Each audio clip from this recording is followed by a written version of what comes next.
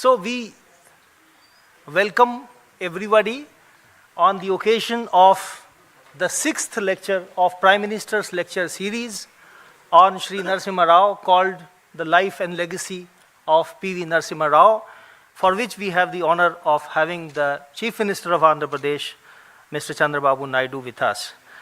We extend a very warm welcome to him and to all members of the audience for their gracious presence. At the very beginning, may I request our Honorable Chairman, Shri Nripendra Mishra, to give Tulsi plant to Mr. Chandrababu Naidu.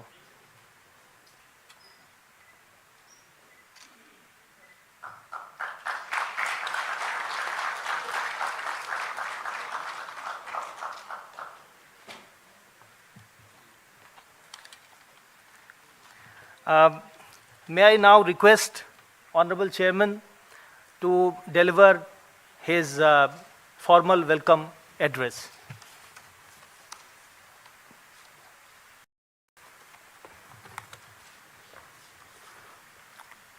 Namaskar.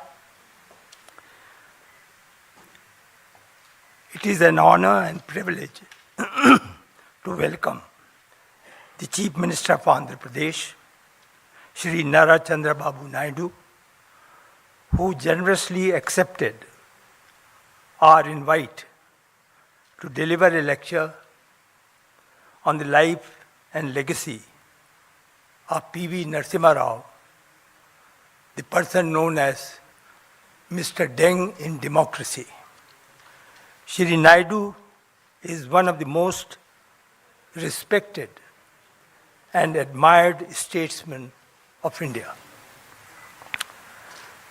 He is acknowledged with good governance, developmental focused leadership, visionary thinking, and has a distinguished political career spanning over 47 years, including 4 terms as Chief Minister. He is widely recognized for transforming governance and pioneering reforms in technology and infrastructure. His contributions have earned him admiration both nationally and abroad. He has always believed that good governance, backed by sound economic policies, is the best form of politics. Known as the architect of modern Hyderabad and a trailblazer of e-governance, he has helped shape India's growth trajectory in critical sectors such as IT, digital governance, infrastructure, and public administration. Born on April 20, 1950 in Chittoor district into a humble farming family, Shri Naidu demonstrated leadership qualities from a young age. He completed his pre-university and undergraduate studies at Sri Venkateshwara College, where he was also elected as Student Union President. In 1978, he was elected as a member of the Legislative Assembly from Chandragiri constituency, just 28 years in age. By 1980, he was appointed a minister in Andhra cabinet. He rose through party ranks to become General Secretary of the Telugu Desam Party and President of the Farmers' Council. In 1995, at the age of just 45, Shri Naidu became the Chief Minister of Andhra Pradesh. He has made significant contribution to national policies as well. Shri Naidu proposed the concept of the Golden Quadrilateral Highway Network during the Prime Minister tenure of Shri Atalji and contributed to telecom policy reforms. In fact, I was telecom secretary and I can corroborate. He was the one who contributed to telecom policy reforms, opened it up, that laid the foundation of India's IT revolution. Shri Naidu led the integration of technology into governance and served as convener of the Committee on Digital Payments. He championed civil aviation reforms by supporting the open sky policy. Today, we all have many private-run airports. All that concept was suggested by him and fortunately adopted. After 2009, as leader of the opposition, Shri Naidu remained committed to public welfare, earning people's trust through consistent advocacy. In 2024, he returned as Chief Minister with renewed vision and focus. Shri Naidu has won several awards, including IT Indian of the Millennium from India Today, Business Person of the Year by the Economic Times, South Asian of the Year by Times Asia, Golden Peacock Award for Leadership in Public Service and Economic Transformation.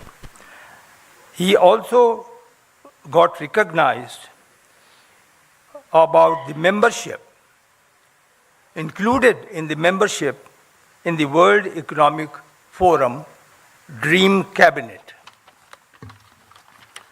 He was described as one of the hidden 7 working wonders of the world by Prophet. Naidu was offered as a part of his recognition honorary professorship by the US Business School, the Kellogg School of Management in 2000. Sir, just 1 or 2 lines about this museum and this institution called now PMML. The Prime Minister's Museum and Library was established on 1st April 1966. The institution proudly houses one of the nation's most distinguished library in the field of history, social science, and public policy.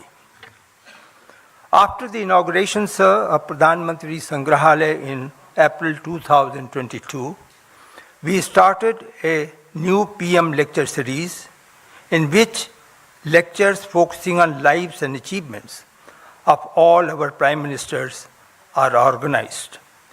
The inaugural lecture was delivered by Honorable former President of India, Shri Kovind, on the life and legacy of Shri Atal Bihari Vajpayee.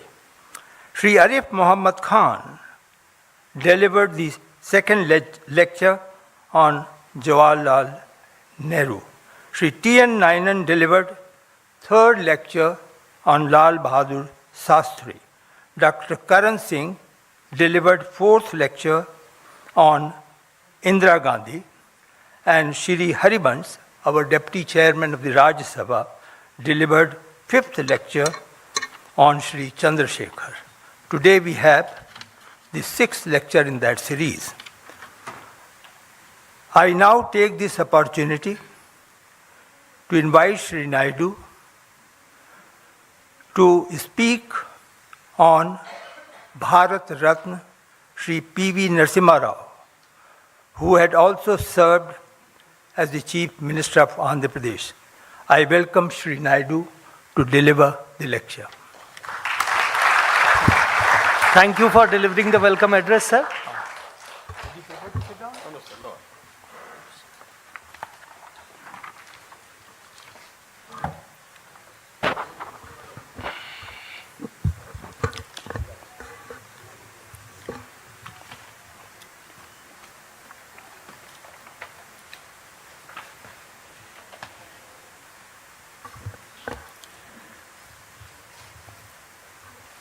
Chairman, Prime Minister's Museum and Library, respected Sri Nupendra Mishra ji, Director, Prime Minister's Museum and Library, Sri Ashwini Lohan ji, and also respected N.V. Subhash, eldest grandson of P.V. Narasimha Rao, now BJP spokesperson of Telangana, distinguished guests, ladies and gentlemen, good evening, all of you. We have gathered here today to reflect on the life and legacy of one of the greatest sons of Bharat Mata and also Bharat Ratna, our Prime Minister, former Prime Minister P.V. Narasimha Rao garu. P.V. Narasimha Rao garu, I had a very good equation because we were all one state, from Telugu state at that time. I had a very good equation with him. I know him very well. He was a great statesman and also visionary. The Telugu community is proud of him. He was a true Telugu Bidda who reshaped the destiny of our great nation. Born in a humble family, that too farming family, he showed brilliance from a young age. He was a student leader, a freedom fighter, a scholar fluent in 17 languages. Now we are all talking, why should you learn Hindi? Not only he learned Hindi, he has learned 17 languages. That is how he has become a great man. I am very happy. Today I witnessed one of the best, our museum. I really appreciate management committee. Now if you come here, who is who has brought what public policy, how it is reflecting on our lives, and also how it is going to reflect for future of all of us. If you go back again, his political journey, P.V. Narasimha Rao is a shining example of balanced and thoughtful leadership. He served the country in many important roles as a Member of Parliament, Chief Minister of Andhra Pradesh, as Union Minister for External Affairs, Defence, Home, and of course finally Prime Minister of India. Very few leaders have had such vast experience, who is aware of social, political and economic challenges country is facing. If you see here, post-independence India, I am dividing two parts. One is from freedom to economic reforms. From economic reforms to now, post and pre-independent economic reforms. In the pre-economic reform era, before 1991, India followed a socialist economic model. Economy saw heavy regulations, restrictions known as license Raj. Foreign investments was limited and business faced a lot of hurdles. The economy grew very slowly, averaging at around 3 to 4%. These are all history. By 1991, India was facing major economic crisis.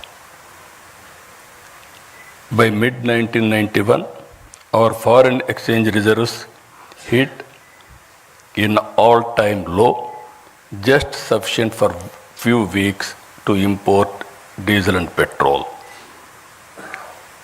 we are forced to pledge our sovereign gold. It was time to bring in bold reforms and usher in a forward-looking public policy. Always I consider public policy is a deadly combination. If you evolve proper public policy and execute properly, then you can transform totally country's future or state's future. If you see here, as India was facing this challenge, major global challenges in policy and reforms were shaping the world. In 1978, Deng Xiaoping, just now, Chairman has introduced P.V. Narasimha Rao, was Deng Xiaoping of India. His philosophy, economic philosophy in China, which is summarized by the famous saying, always I used to quote this quotation, it should not matter if a cat is black or white. If it catches mice, it is a good cat. We are calculating if it is black, then it is even sometimes we will go back sentiments. So that is how he made summarize. And also China had launched economic reforms and the impact of the same was seen globally now. During 1891, Mikhail Gorbachev introduced major politico-socio-economic reforms under the umbrella of perestroika and glasnost. Two big countries, two different type of reforms. These two public policies took two countries in different directions. If you see today, China and also erstwhile Russia,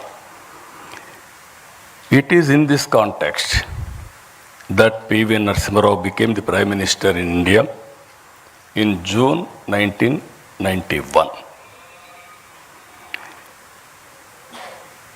He recognized that the crisis was an opportunity and realized that India needed bold economic reforms.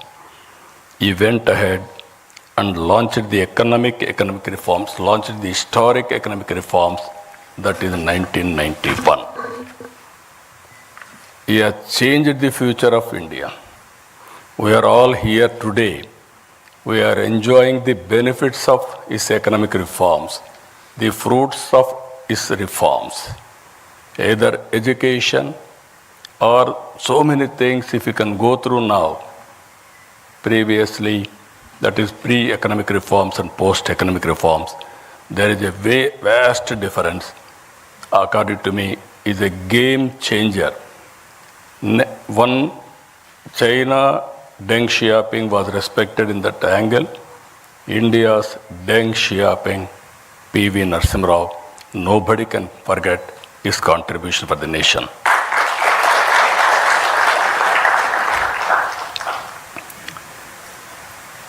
It is important to note that he was heading a minority government, not a comfortable government. To bring in bold reform, political consensus is required. Because of his political acumen, he was able to convince all stakeholders and bring consensus across all political parties beyond their political ideologies. Some intellectuals, friends are there, even media. At that time, India used to talk some parties are talking communism, some parties are talking capitalism, some people are talking socialism. But to convince all these people and bring in one platform, it's very difficult. That is the greatest achievement P.V. Narasimha Rao garu was able to achieve. I really compliment him. P.V. Narasimha Rao garu ended the license Raj and made it easier to start and run businesses. He opened up the Indian economy to foreign investment. He reduced import duties, simplified taxes, and allowed private and foreign players into many sectors. He removed restrictions on trade and brought in financial reforms. Thanks to reforms, India's balance of payments crisis was addressed. Economy opened up and started slowly growing steadily. The reforms helped improve the overall economic environment and set the stage for future growth. Because of these reforms, around 1995, IT revolution has come. Indians has taken first mover advantage in IT. And also today, we are having a windful gain. That is where demographic dividend. All countries are facing aging problem. Only India is having advantage by having this type of youngsters. They are the future. I am 100% confident India will become very powerful in course of time. Because of this combination of three strengths, economic reforms, first mover advantage in IT, and democratic dividend, India started moving ahead. After Narasimha Ji, Atal Bihar Vajpayee Ji laid the solid foundation for the development of physical infrastructure and telecom revolution in this country. I am very fortunate I was associated with him. Napendra Mishra Ji was with Prime Minister as Principal Secretary at that time. We had a wonderful time. He was able to achieve major milestones in the field of infrastructure projects, national highways, airports, ports, power projects, telecom, and setting up of information technology and industrial parks to boost industrial production and exports. India witnessed, that was his era. Nobody can forget about his contribution. India witnessed coalition governments from 1989 till 2014. Because of economic reforms, coalition governments were able to produce better results, which the governments with clear majority in the past were not able to produce. That is where I am saying pre-economic reforms and post-economic reforms, that is the power of public policy. A turning point came in 2014. The electorate gave a strong and clear mandate to a bold and visionary leader, Honorable Prime Minister Narendra Modi Ji. He brought bold initiatives like Digital India, Make in India, Startup India, and Atmanirbhar Bharat. Under the leadership of Prime Minister Narendra Modi Ji, India earned a new phase, one marked by confidence, clarity of purpose, and bold decision making. Under his leadership, India has moved from the 11th largest economy in 2014 to 4th largest economy in 2025. India became the third largest economy by 2028. Modi ji brought not just political stability, but also a renewed sense of national pride and global respect. His strong stand against terrorism showed the world that India could no longer stay silent in the face of threats. Good relationship across all countries has become the hallmark of his policy for global good.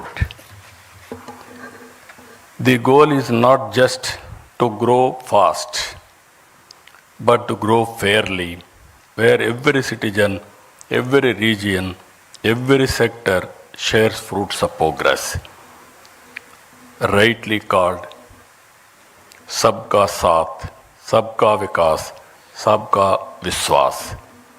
Recently, the World Bank latest estimates, India has achieved a remarkable position as the fourth most income equal country globally with a Gini index score of 25.5 and a score of America and China are much below at 41.8 and 35.7 respectively. Here we have to understand with public policies. Public policy is meant for people, not to make more and more rich. Wealth has to be created. Under the same time, even haves and have-nots, the difference we have to reduce continuously. That is the best policy Narendra Modi ji has brought. I really compliment him. Better than America, better than China, that is India has achieved for the last 11 years. Over 17.1 crore Indians have been lifted out of extreme poverty in the last decade. A testament to the success of Narendra Modi ji. Modi ji has translated the hopes of a young nation into action through initiatives in infrastructure, digital transformation, welfare, and international diplomacy. For a good public policy to achieve its maximum impact, it is important to have a stable government and a visionary leader. Today, our country is fortunate to have a right leader at the right time, at right place. Everybody should recognize it. Sri Narendra Modi ji is taking India to global heights with confidence and clarity. He has given us the vision, Vikasit Bharat 2047. In the year, all of us will go to history. In the year 1978, when China started economic reforms, if you compare India and China, 140 billion US dollars economy, both are same. And if you go to America at that time, you see America, $2.3 trillion US economy. From then, if you compare both China and India, one stage, America 15 times higher than these two countries. Today, if you see US, China and Indian economy, 30.5 trillion America, 19.2 trillion China, 4.2 trillion India. The US economy, which was 15 times bigger than China in 1978, is only 1.5 times bigger now. They are catching. The US economy, which was 15 times bigger than India, is now 7 times. We are behind. If you see here,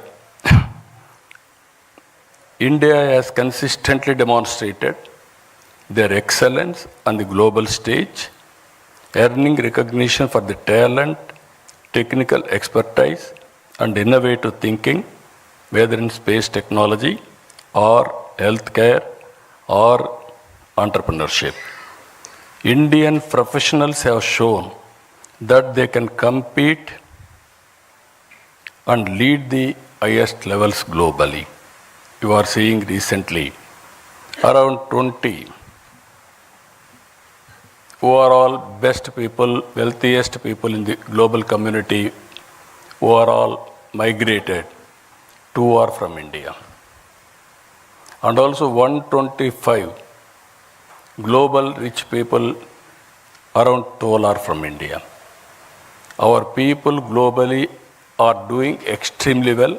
I don't have any doubt about it. That is their performance today. The world will look to India and Indians for delivering solutions that drive progress and transformation across industries worldwide. The stature and performance of Indians across various leadership positions globally is already visible. It is important to take this to the logical conclusion. All of us, it is a very historical occasion. All of us has to remember P.V. Narasimha Rao's contribution. We have to pay homage to him. And also we have to remember Atal Bihar Vajpayee ji. He has contributed to the great nation and also very strong foundation he laid. And at the same time, earlier I told you India is having three strengths. One is economic reforms. Second is demographic dividend. Third one is first mover IT advantage. Now we are having one more advantage. That is very strong and stable leadership, Narendra Modi ji. I am telling you this with my heart. I have seen all politics for the last 5 decades. Pre-economic reforms I have seen. Post-economic reforms I have seen. I have worked with different prime ministers very closely. And I supported prime ministers. And I was a coalition partner also. By seeing all these things, at one stage, if you see, around 1995, 91 economic reform started. I became Chief Minister in 1995. I started second generation reforms in Andhra Pradesh. That is where Atal Bihar Vajpayee ji was the Prime Minister. Nupendra Mishra was the Principal Secretary to him. I used to go with new ideas every day. And also I used to influence him, lobbying him for getting it done, positive things. I was very happy the way things have happened. I remember very well when he was with PM. One day I went to Honorable Prime Minister one idea. That is roads, national highways. Youngsters may not remember at the time. All our roads are in bad condition, full of potholes. To travel one place to another place, very difficult, miracle. Then I asked him, we have to change this policy. I went to Malaysia, small country, 2 crore population. They had 8-lane road, east and west coast corridor, one of the best road. I traveled 200 kilometers that road. Then I came and asked him, he constituted a committee. We gave a recommendation. First proof of concept we have done in Andhra Pradesh, that is Nellore to Chennai. Now golden quadrilateral road. And also every road if you see now, we are not inferior to anybody in the world. Much, much better roads we are having. That is the achievement we are able to do. Second one, I had a bitter experience at that time. Telecommunication. Now, fortunately, you are all having cell phones. So you didn't remember olden days. We had only 2 companies. One company, BSNL, domestic calls. Another company, VSNL, international calls. If you wanted to call, we have to register a call through manual exchange. You will write down. At that time, there are different calls. Ordinary call, emergency call, lightning call. Lightning call used to come once in a week or 10 days. That is what you call lightning call. If operator wanted to connect anywhere, you can connect within no time. Then I went to Honorable Prime Minister at that time. I requested him, China is moving very fast. Why can't you move? Then he asked us to constitute a committee. 2 members, myself and Honorable Finance Minister, both of us gave a report. That is how deregulation has come. Today, every ordinary man, wherever he is having a cell phone. Now, jokingly, I am telling today, with all meetings also, people heckled me at that time. Cell phone can give food. They sometimes political attack also. Even Shekhar Gupta is there from the beginning. He was witnessing me. But today, wife can live without husband. Husband can live without wife. But both of them are unable to live without phone, cell phone. Cell phone has become a biggest instrument wherever you are, whatever you want to do. Only cell phone is enough to complete your transactions, identity, business, or you wanted to. Nowadays, so many things. This is where I am saying, when I started I-Tech City with IT, that was during Vajpayee period. That was in Hyderabad. Now I am going Quantum Valley with artificial intelligence in Amaravati. This is the first of its kind in India now. Now, why I am telling all of you, economic reforms has opened up. It gave so many opportunities. We are able to reach, as on today, 4th largest economy, another 1 or 2 years' time. But from now to next level, that is to be number 2, number 1, 4.5 times and 7 times, we have to compete. But it is possible. We are in inspiring time. For every field, historical data is available. Now tools are available, artificial intelligence. Quantum computing is coming. Knowledge is available now. Global knowledge is available. Now real time data is available. Drone is available. You can get very cost effective data. Now satellite is available.